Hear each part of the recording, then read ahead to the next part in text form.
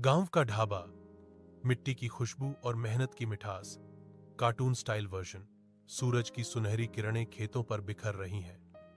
हवा में मिट्टी की खुशबू है और दूर से बैलों की घंटियों की मधुर आवाज सुनाई देती है।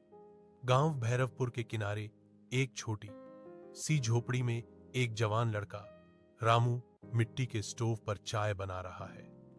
उसके माथे पर पसीने की बूंदें हैं, लेकिन चेहरे पर मुस्कान। उसकी आंखों में एक सपना चमक रहा है। कभी मेरा भी अपना ढाबा होगा जहां लोग मेरी मेहनत का स्वाद चखेंगे। रामू बचपन से ही मेहनती था। उसके पिता अब नहीं रहे। मां ने दूसरों के घरों में काम करके उसे बड़ा किया। पढ़ाई अधूरी रह गई, लेकिन उम्मीद नहीं टूटी। वो गांव के चौक पर रोज कुल्हड़ों में चाय बेचता था। उसी दौरान उसने देखा कि गांव के पास से एक नई सड़क बन रही है। ट्रक और मजदूर रोज आते जाते। उसने सोचा, अगर यहीं कोई छोटा सा ढाबा खोल दूं तो कितनी कमाई हो सकती है। उसने मां से कहा, अम्मा, अगर मैं सड़क किनारे ढाबा खोलूं तो?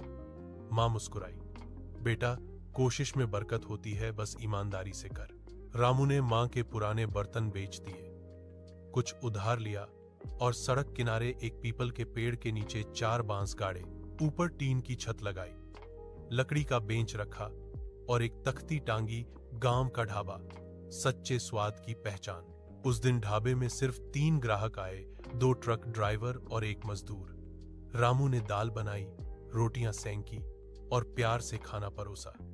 ड्राइवर ने मुस्कुराकर कहा, भाई, तेरे हाथ में तो जादू है। रामू के चेहरे पर चमक आई। उसकी मेहनत की पहली जीत थी। दिन बीतते गए, ढाबा चलने लगा, मगर एक दिन भयानक बारिश आई।